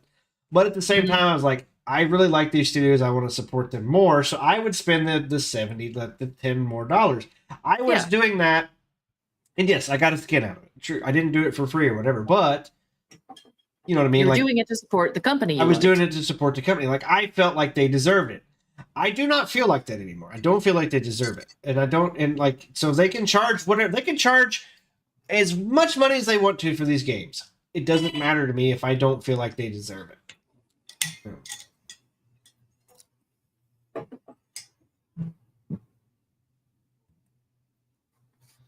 Hang on. Nemo. This is interesting. I'm gonna see if I can scroll down to this. Actually, can I just send you this link so you can pull it up so you can scroll? Sure. Because I saw this. I gotta make a phone call because my mom's gonna go to bed soon, so I gotta make this call. So I'll step out, but I will let you. I saw that I'll be listening. Bring my shit up on the screen. Yeah. I posted it in private chat. Oh, okay. I was waiting on Discord. Sorry. I posted it in private chat. Nightingale sent this to me right before I started the podcast, so I'm kind of curious about it. So read through that because it's kind of interesting. I want to make a phone call. So I'll be right back. Sorry, guys. Gotcha. What do we got here? EA tried to stop an anti-DEI mod for The Sims 4, but more keeps surfacing. The download automatically changed black NPCs to white, trans NPCs to cisgendered, and gay NPCs to straight, and it's just the beginning. Oops. No, no, no, I don't want to sign in. You're shitting me. I have to sign in? Motherfucker, the hell I do.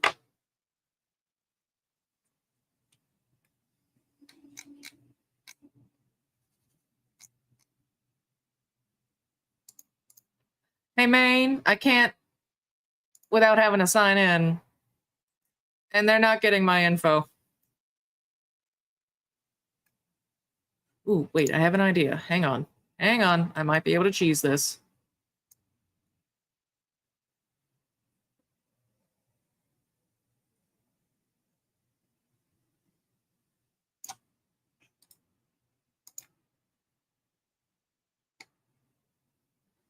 No, it's okay. I might be able to cheese this. Give me a second, y'all.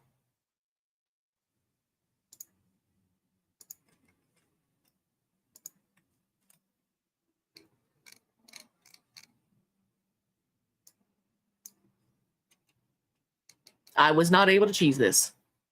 Never mind. Let's see. Maybe I can find it somewhere else.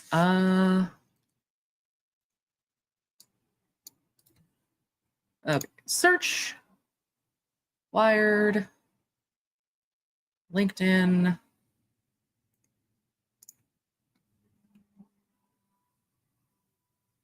Motherfucker, it all keeps leading back to Wired. I don't want to sign in. You can't make me.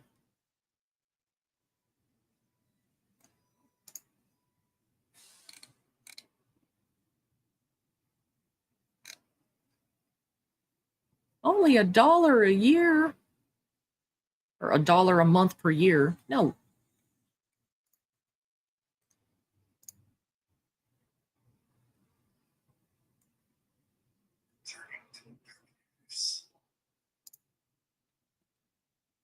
That microphone is muted. Now I'm back. Yeah, the only place it's coming from is Wired, and I'm not giving them my login info.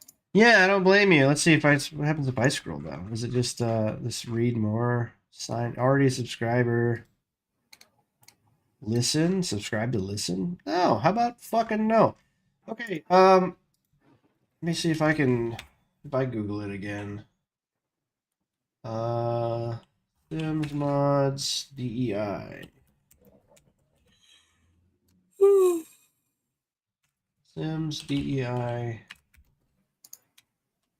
Just came across Sim mod that removes DEI. Okay, here's a Facebook targeting DEI remove EA target. Okay, here's Reddit. Asmongold. Pirate Nation. Okay, here we go. Let's try this one. Okay. Yeah, it's fine. I found some. Okay, so we got. Wow, that doesn't zoom. What the fuck? Wait. Says, no. Wait. Just keep zooming. Enhance. Okay, there's a mod, however. Okay, EA cracking down on DEI remover mod for Sims 4. There is a mod, however, that has caused a bit of controversy. DEI remover 1.0.0 is a mod that changes diverse character options found in the game into straight and white characters. EA is reportedly trying to have the mod removed from various websites, but it keeps on being re-uploaded, according to a report from Wired. It just came across the Sims 4 mod that removes DEI by forcing all pre-made Sims to be white and straight and thin, and even changing the LGBTQ plus couples into siblings. Why do they not understand that it's a meme? It's intentionally erasing representation and pushing harmful and disgusting agenda. The Sims has always been about creativity and diversity and making the space for everyone to tell their story. This completely goes against that one Sims player said. Only one? Well, I mean, it was a they, them, so, you know. No, that's true.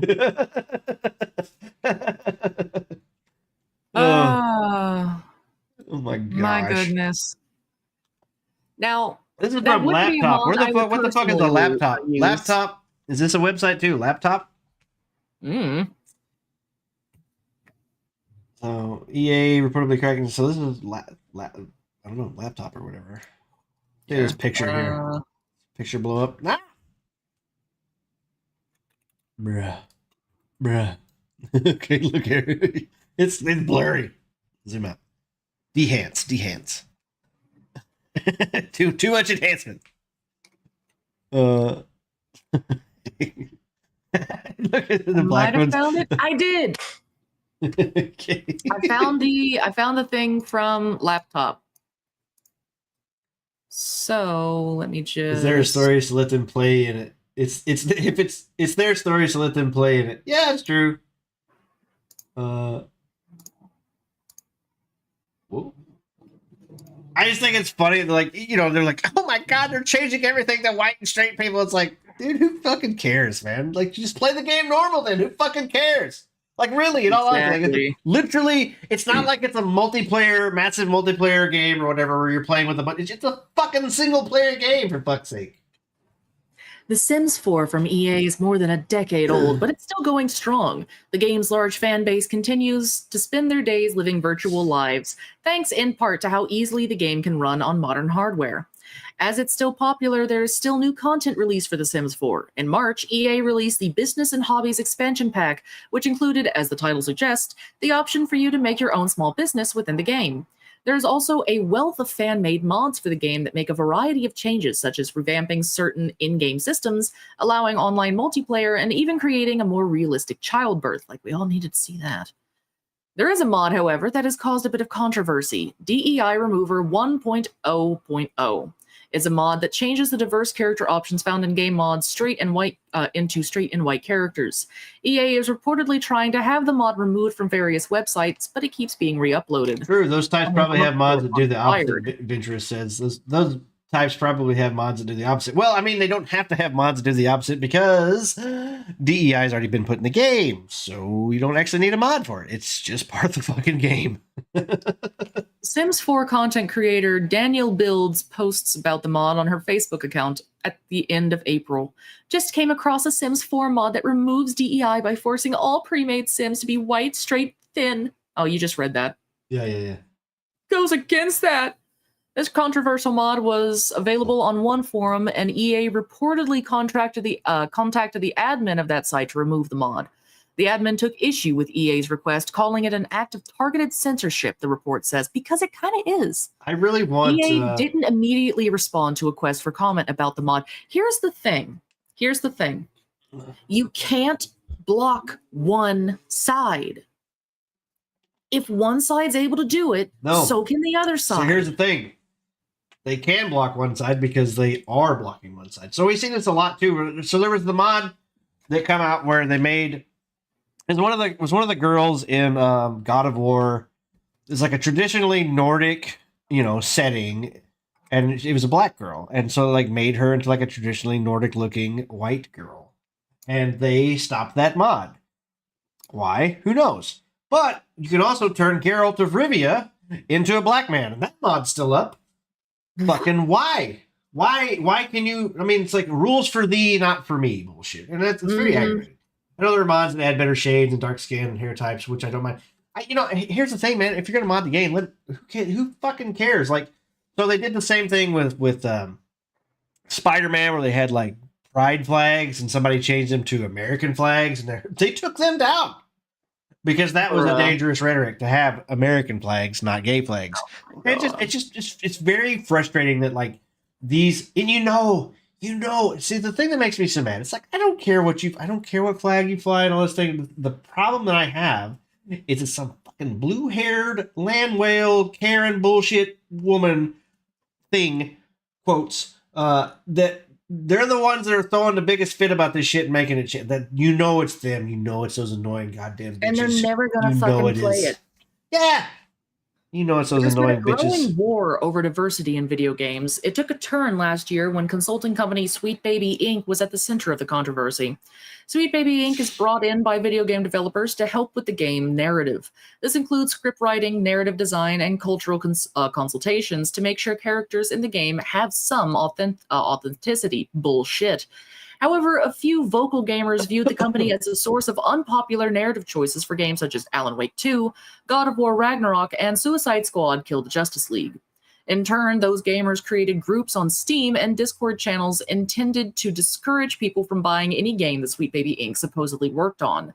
This built up conspiracy theories about the company, which were proving right, So making it the scapegoat for seemingly anything negative about the gaming industry. here's the thing. So scroll back up to that. Oh, that was it. That is literally it for the... Right there, that last paragraph.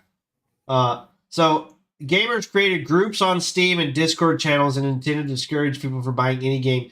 They made a group, and all they did was say that these people worked on these games. They didn't change anything. They didn't put a fucking mod in anything. They just said these bad actors, bad faith motherfuckers worked on these games to put shit in these games that don't make any fucking sense to improve diversity or whatever the fuck. Mhm. And then they were mad about it because they didn't want you to know about it.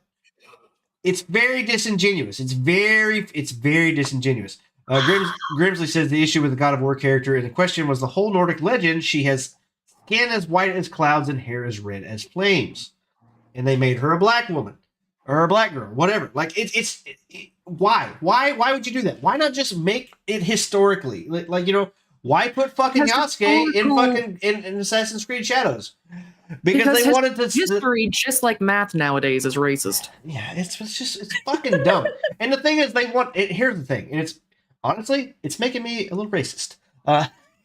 Because like I don't care. It should naturally be diverse. It really should, and it always has been. There's been female leads, there's been black leads, there's been black female leads. These things were just in, like, they just made them in games. And if you make them naturally into the story, it's totally fine. But the problem is anything like after 2022, it feels very forced. It feels very forced and very shoved in, which is why even games like Witcher 4, which, you know, people are like, oh, Cirilla's going to be the main character. It's like, you know what? I played through a lot of Witcher 3. If you play the last DLC, like, Geralt basically retires. And, like, everything leads up to Ciri actually being the main character in 4. Like, it makes sense that they would do that. They would go that direction. The problem with it is, I don't feel like it's in good faith these days. And I don't feel like they're going to do it justice.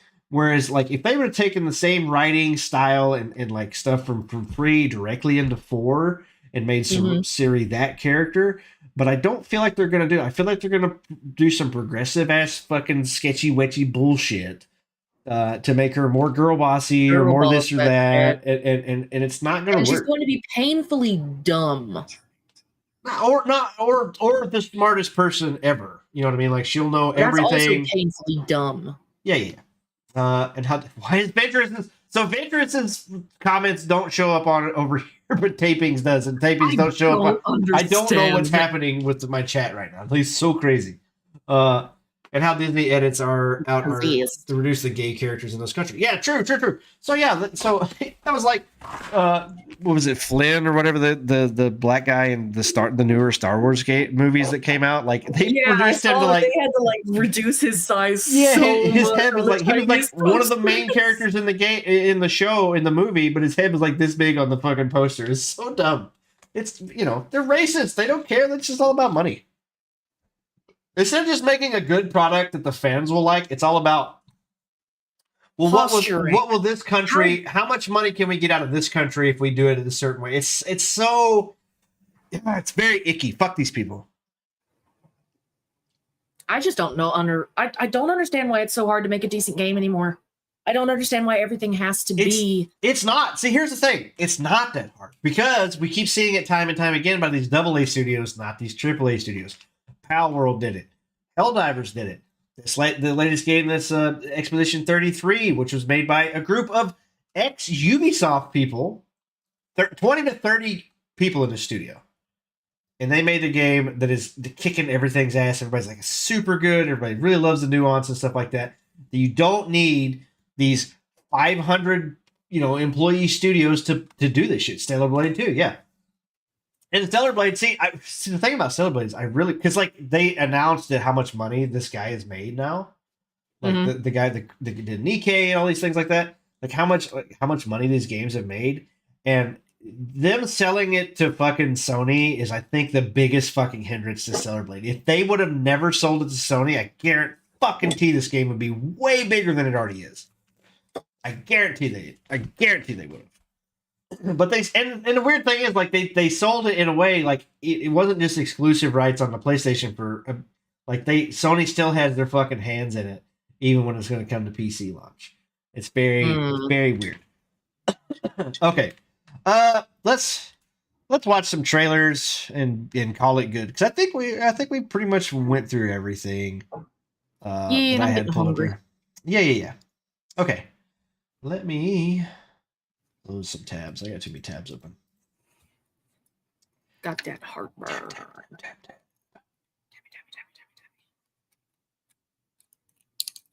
Tab instead. Okay, and there's really I only have 7 trailers. I didn't. There wasn't really a lot that popped out at me. Did you re-add Firebreak? No, I can. I can add Firebreak.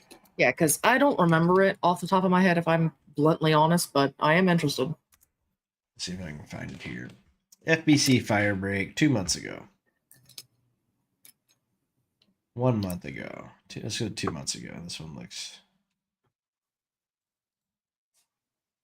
Add to queue. Mind's Eye gameplay trailer that came out recently.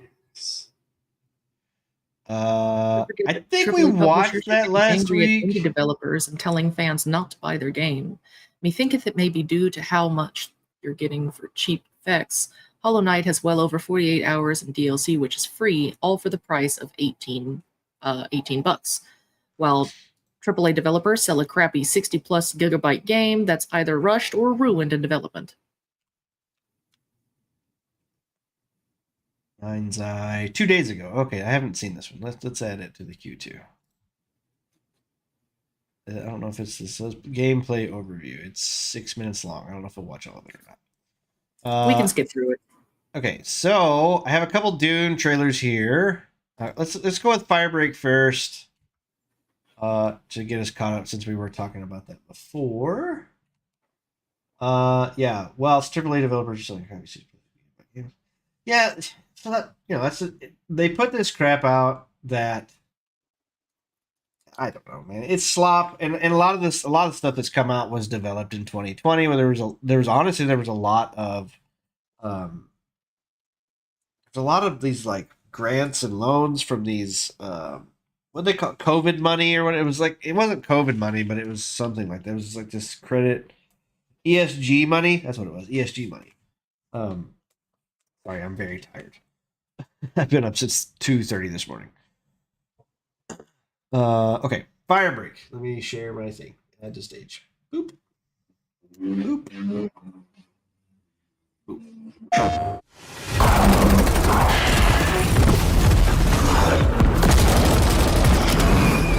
Yeah, it's very crazy looking. Get them off!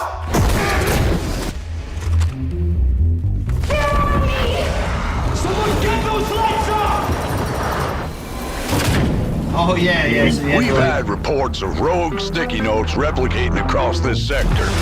Rogue sticky notes? If you don't cut back their numbers, this whole place will be yellow by morning.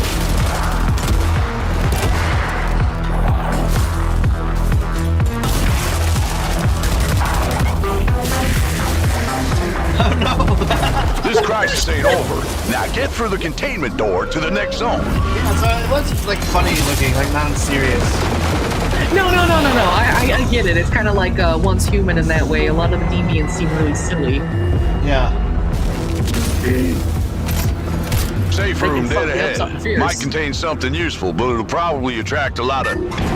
Oh, you already opened it. Never mind. You sure kicked the nest. There's hiss all over you. Stand back! Piggy's coming out! Oh shit. Piggy bait. Dude, that fucking like jack gun that you can use in the jump. Oh no, Sticky Notes got it.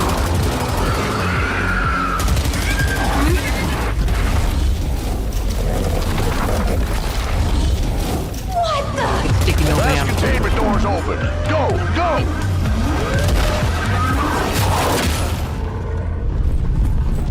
run as fast as you can. I'm being chased by Steve. I think I heard something. Being chased. Oh my god! Sticky man. All right, crew. Time to clean house. Okay, this looks really fun. That looks great. It does look really fun. I forgot to pull up my Pinterest is on I have Pinterest on another tab.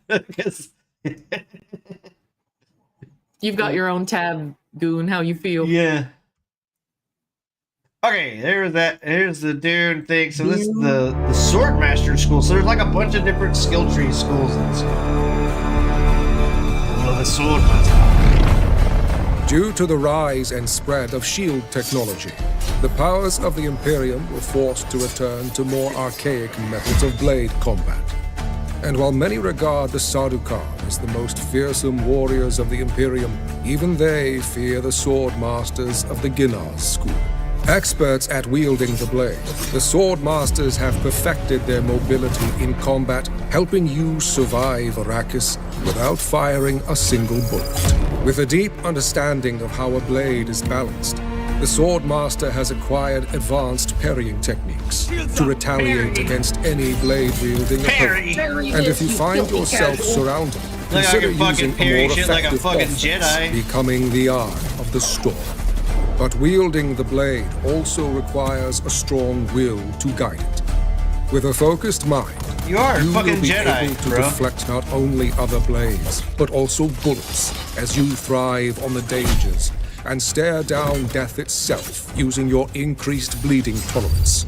Though powerful in combat, your blade and will are not enough for surviving Arrakis. Finding your way through the dunes requires practiced methods There better of be some survival, other little a deep sticky-ass control knife. over your body's hydration and breathing, but also You get a stinkier alternative smaller knife. attacks to surprise your opponents, granting you an upper hand in combat. Throughout Hold the on, fucking dunes of Sephiroth, Arrakis, any skill goddamn can be 17. trained and improved by masters. Do what? Advancing your insight Right as I into said the that, it blade, was the will, fucking- she and the pulled up way that will rinky-dink help you little dagger dominate the thing, art Steve. of being a sword master. But when the blade is not enough, you can adopt any school to synergize So I with like your this, how current you can, like, abilities, even take to the different point skill of trees and surpassing stuff. the most skilled sword Fuck yeah, master dude, you're in the goddamn- Imperium. Find your way Fucking through by the will Naruto of your fucking blade jutsu as bullshit it there? What the guides fuck was you that? through Arrakis. I kind of can't wait to play this game. I think it comes out June 10th as well. Power to change. Don't know what that is. At 2 Dune trailers here, so let's watch it. Visual sandbox combat. Forms of power trailer. 4 4 minutes. minutes long. Combat in Dune Awakening is the fusion know what? of melee. I'll just be surprised by it when it comes out. There you go. Okay, Pioneer official gameplay trailer. I don't know why I clicked on this one. First person. Oh yeah. Because Oh, this was done. Oh yeah. Looks very extraction shootery, escape from Tarkov, Stalker.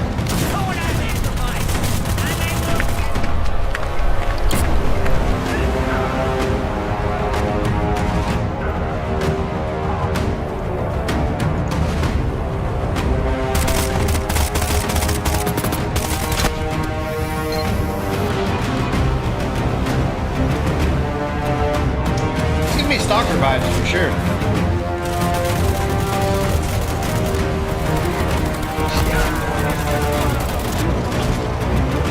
What the fuck? Fighters! Pioneer. Open beta news soon. Yeah. Looks cool. Add to your wish list. I might do that. Ferocious. Here we go. Dinosaur game. Dinosaurs. Oh, giant cockroaches. Fuck that.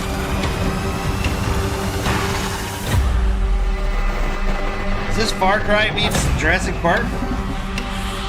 I'm sold. I wish this thing would stop shitting itself on this website.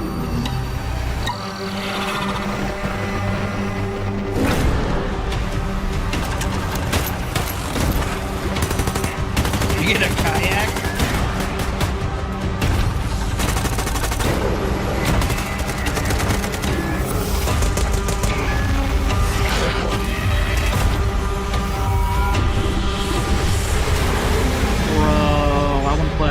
Yeah, I'm sold. Oh, my tiny build. It's Far Cry. Far Cry meets fucking Jurassic Park. Got tired of waiting for a new Turok. Yeah, this looks good. Okay. Add to wish list. Yeah, no, I've got a lot of stuff from Tiny Build. I love their stuff. Well, what about sand? You like sand? Maybe. I don't like it when it gets under my clothes. It's not comfy. What the fuck kind of spider mech is? Look at this shit. Yeah, it's got little stompy feet. Wild West shit. So it's raft, but in the desert. It's desert raft. You can fight other fucking spider ships. This is like fucking. Oh, this is straight up. Zoids meets Howl's Moving Castle with little dash of. Come on, brain! Jesus Christ! My brain's done. What is word? Okay, wait. Hologryph. Is that what it is? Yeah, hologryph and tiny build. So this is like a tiny build showcase. Wait, I'm curious. Who did Raft? Hang on, I gotta plug in my headset before it dies. Red Beat Interactive.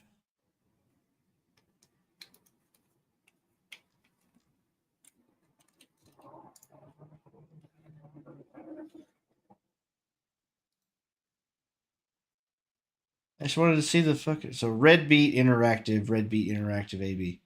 So that's why there was beats in the game. That makes sense. I was thinking Wild Wild West. Yeah. That's what it says. It reminded me of Wild Wild West. Okay, so it's not the same team that did Raft. Okay, well, it looked very Raft to me. Okay, sand. Looks cool. What about Voin? Hi, everyone. I'm Nikita, and for the past year and a half, I've been cooking. Take a look. What the fuck was that?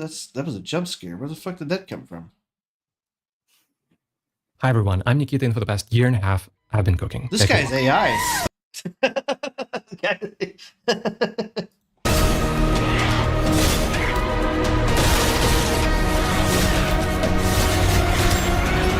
Okay.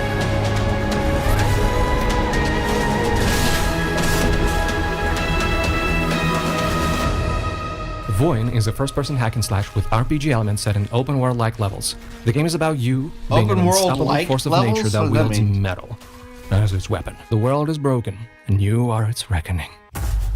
This one guy. If you kill monsters, you get loot, which is the game's bread and butter. And instead of affixes that plainly increase random stats, I decided to focus only on impactful stuff that actually changes the way you play. For example, you might find a hammer called Bellringer, which summons ghostly bells that, when hit, damage everyone around. Or another example, which I also like a lot, a really powerful scythe that literally tears reality as you swing, leaving scars that emanate freezing aura.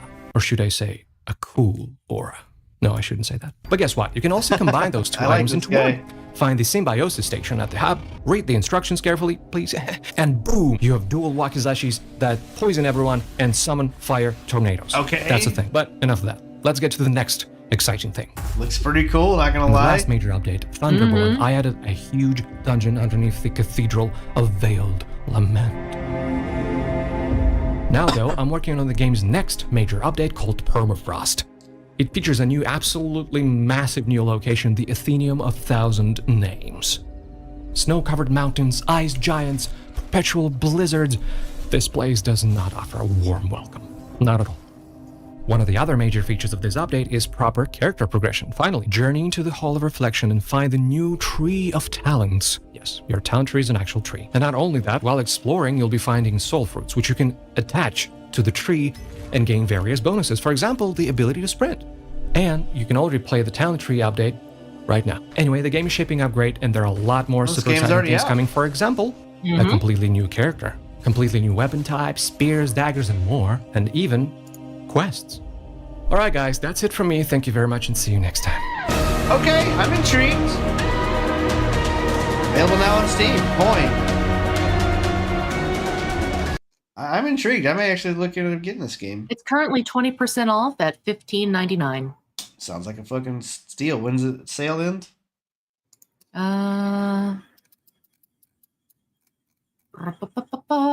May 26th through June 2nd. Okay, so I need to buy it now then. I mean, I probably will buy this game. $15? Hell yeah, let's go. Boing. Can I pull Steam up now? I can. Sorry. You're good. Boing. Add to cart.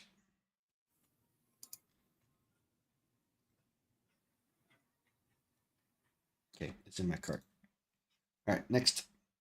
Okay, this is the opening movie for Metal Gear Solid 3 Remaster.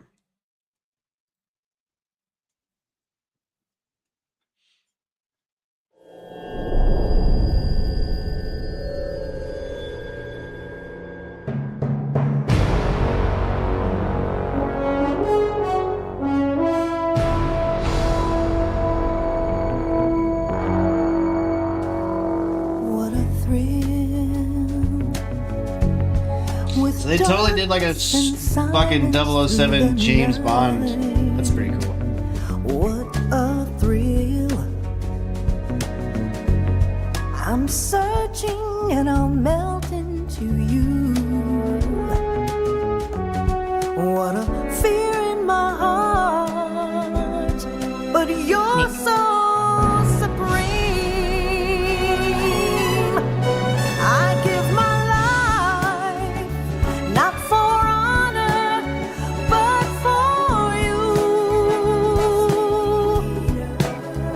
one of the YouTubers I watched does it. He uses this song at the he's at a donation goal called Naked Snake. So at the end of every one of his streams, he takes his shirt off and dances this song.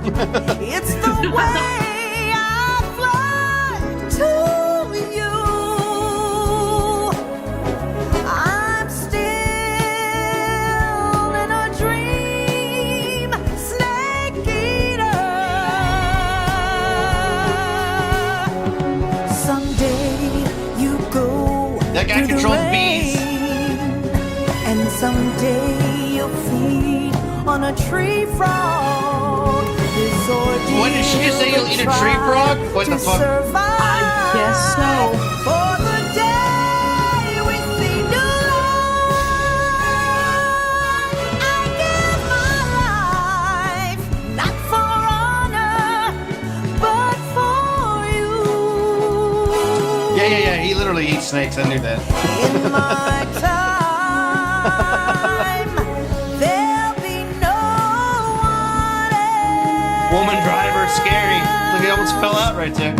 Crime, it's the way I fly to you. You forgot to take the caps off those lenses. How are you going to see anything? Still in a dream, snake eater. Mommy? I get literally is his mom or something. No, not his mom. Solid Snake's mom. Different Snake. In a dream, snake eater. I want to play this game.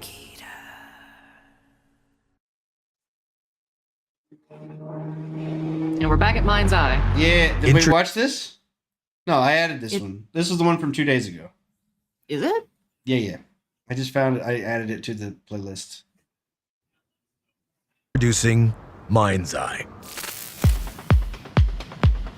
Your story takes place in the city of Red Rock, a desert metropolis. I mean, where come corporate on. This greed isn't and like everybody's like saying this is fucking Vegas because there's the dome or whatever. Everybody's saying this game looks generic. Like you can fly around in a goddamn personalized fucking drone copter thing. political ambition are in constant friction. Cars in a future that's and closer lighting than look we really think. good. Technology takes care of almost everything, so we don't have to. Of course, sir. Artificial intelligence I will connects say every that like device the into characters one do all-knowing not system. stand out like they did in the But you GTA are not trailer. part of the system. You are Jacob Diaz. Diaz, told you. Did I say his name was like Rodriguez or something? What starts out as a personal quest as you step It's cool into the looking lead pickup. role in a conspiracy involving criminal forces, an unchecked military, and There's a no threat way you so didn't get sinister smoked by a it bullet right endangers there, the bro. survival of humanity. You have expert skills making you extremely valuable to some, but highly dangerous to others. You find Diaz yet? No, still out there. When we find him, I'm the one who ends him. Boss has a better idea. Remember that girl, the hacker? Yeah, Robin Hood. Yeah. Turns out she's been holed up downtown in some kind of safe house. Can you drive? Can you shoot?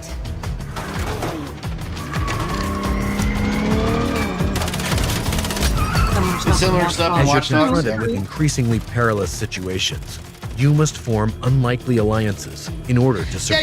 Yeah, it's very like cyberpunk and Watch Dogs, GTA. Your talents like at the wheel will be it's called definitely a upon combination as of you a find lot of yourself other games we've already both the hunter and hunted. Anytime this website want to stop shitting itself, it's great. Wild Lands. Is it just yours or is everybody else's? No, stream? it's just this. It plays fine later, but whenever it's during the stream, this thing Dramatic runs like new ass. twists explode onto your Basically, screen most of with a this is just variety of unique situations to Pause solve, screenshots for me. on us.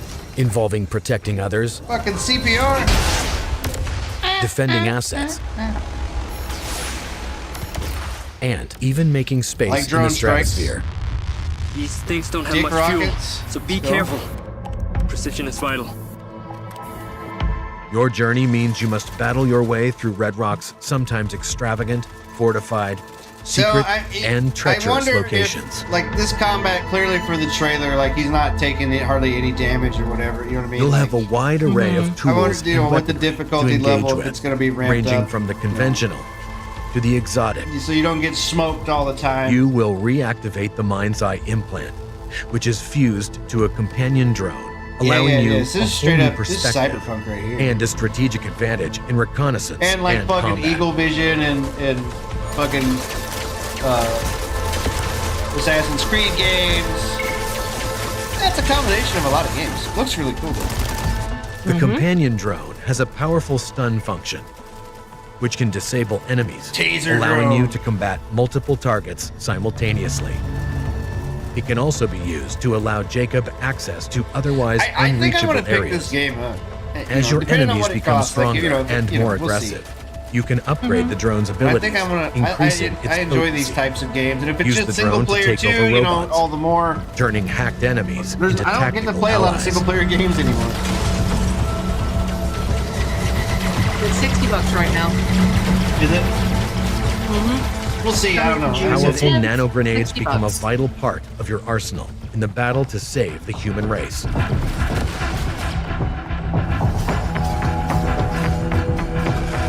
Terminators.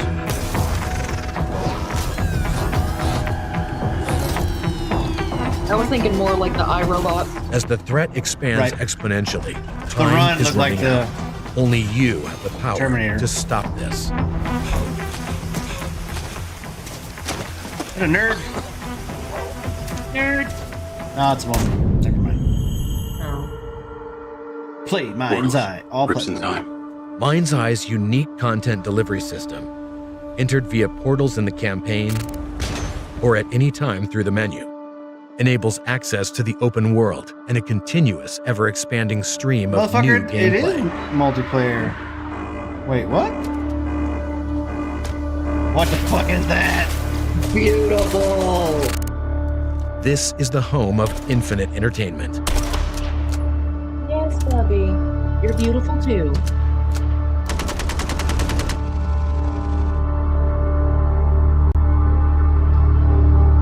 Ah, and it shows the male.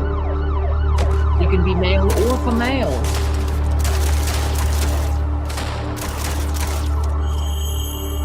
PC only. Build.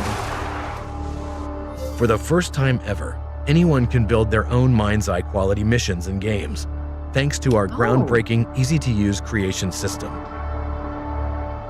No That's need to be a cool. professional game developer. Simply drop anything you want anywhere you like, be it enemies, vehicles, objects, explosions, we are granting you access to our assets and the superpower to make your own games. That's fucking cool. Mind's Eye players get an all-access pass to the hidden world of game creation. At the touch of a button, you can create your own shootouts, chases, races, puzzles, and places. Literally anything. We are passionate about democratizing video game development. We invite you to join us in the innovative world of Mind's Eye. Available on PlayStation 5, Xbox Series X and S, and PC. Pre-order now. I'm not gonna lie, like, I kind of want to support this game. That looks really cool. Yeah. I kind of really want to support this game. Build a Rocket Boy is the studio. So that is cool. All right, and I think that has us, doesn't it? Pretty much, yeah. We pretty much, we're not really stopping it too short, but we are stopping a little short.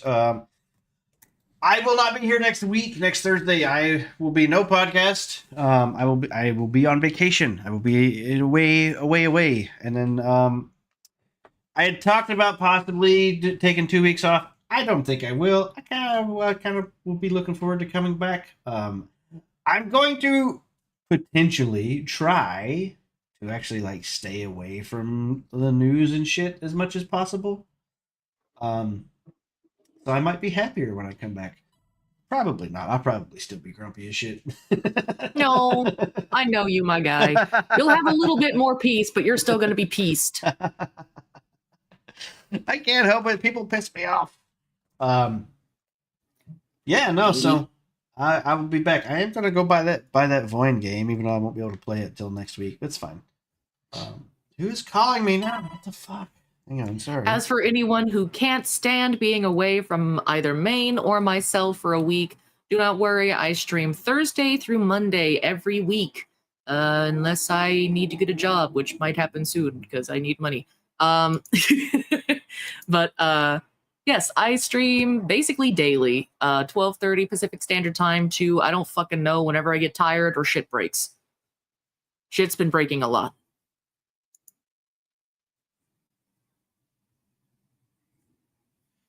Yeah. Okay. Well, hopefully you can get your stuff fixed out. I will may drop in and say hi on the stream every now and then, but for the most part, I will be gone. So, Nemo, enjoy your week. We will see you in a week or so. Enjoy your vacation. Say hi to the fam. I will do that. I have to go pack now because I am going to leave in like 5 or 6 hours, and I haven't packed. Bruh, go anything. pack, dumbass. Jesus. You're gonna forget like your underwear, your pants, your fucking toothbrush, and everything. You'll be like, oh, that there, reminds like, me, I should make a list. Get out of here. I love you all. See you all in a couple weeks, probably, maybe. Goodbye. Jesus Christ, man.